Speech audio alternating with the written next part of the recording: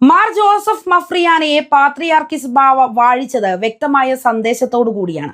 അദ്ദേഹത്തിന്റെ സാന്നിധ്യത്തിൽ കയ്യിൽ സ്ലീബ, അംശവടി ഇവ പിടിക്കാനോ, കൈപ്പിടിയുള്ള വലിയ കസേരയിൽ ഇരിക്കാനോ, കറുത്ത കുപ്പായം ധരിക്കാനോ, മെത്രാനെ വാഴിക്കാനോ, വിശുദ്ധ മൂറോൺ കൂദാശ ചെയ്യാനോ യോഗ്യതയില്ലാത്ത, അനുമതിയില്ലാത്ത പാട്രിയാർക്കൽ അസിസ്റ്റന്റ് ഓർ വിക്കാറായ മഫ്രിയാനെയാണ്.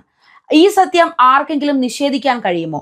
മേൽപ്പറഞ്ഞ എല്ലാ അധികാരമുള്ള മലങ്കര ഓർത്തഡോക്സ് സഭയുടെ പരമാധ്യക്ഷനായ കാതോലിക്ക മാത്യൂസ് തൃതീയൻ ബാവയെ കഴിഞ്ഞ ജനുവരി 30 സുപ്രീം കോടതി വിധിയിൽ പോലും അംഗീകരിച്ച് വിധിച്ചിട്ടുണ്ടെങ്കിലും അദ്ദേഹത്തെയും മലങ്കര സഭയെയും താഴ്ത്തിക്കെട്ടാൻ പെയ്ഡ് PR വർക്ക് നടത്തി ശക്തമായി പ്രചരണം നടത്തുന്നത് കേരളത്തിലെ പൊതുസമൂഹം വിലയിരുത്തുന്നുണ്ട്.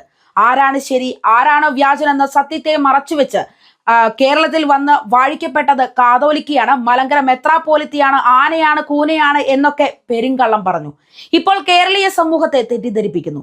അർഹതയില്ലാത്ത അവകാശവാദങ്ങൾ നടത്തുന്നവരെ എങ്ങനെ അനുകൂലിക്കാൻ സാധിക്കും? പാത്രിയാർക്കീസ് കൊടുത്ത നിയമന കൽപ്പനയിൽ കേരളത്തിലെ യാക്കോബായ സഭയുടെ കാതോലിക്കയായി പ്രവർത്തിക്കാൻ മഫ്രിയാനയ്ക്ക് അധികാരം കൊടുത്തിട്ടുണ്ടോ? ഇല്ല.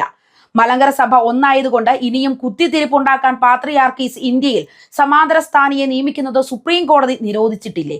ഓർത്തഡോക്സ് സഭയ്ക്ക് അവകാശപ്പെട്ട നിരവധി ദേവാലയങ്ങൾ ഇപ്പോഴും ഈ പുതിയ സമാന്തര സ്ഥാനിയുടെ നിയന്ത്രണത്തിൽ നിയമവിരുദ്ധമായി വെച്ച് അനുഭവിക്കുന്നത് കൊണ്ടാണ് മലങ്കര മക്കൾ ചോദ്യം ചെയ്യുന്നത്. സമാധാനം, ഐക്യം, ചർച്ച എന്നൊക്കെ വിളിച്ചു കൂവുന്ന മാർ ജോസഫ് മഫ്രിയാന ഒന്നാലോചിക്കണം. ഇതൊക്കെ പാത്രിയാർക്കീസ് കേട്ടാൽ അങ്ങയെ മുടക്കും.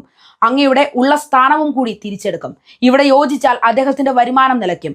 കഞ്ഞി കുടിക്കാൻ വേറെ നിവൃത്തിയില്ലാതെ വരും. അതുകൊണ്ട് ഒരിക്കലും സമാധാനം ഉണ്ടാക്കാൻ പാത്രിയാർക്കീസ് ആഗ്രഹിക്കുന്നില്ല.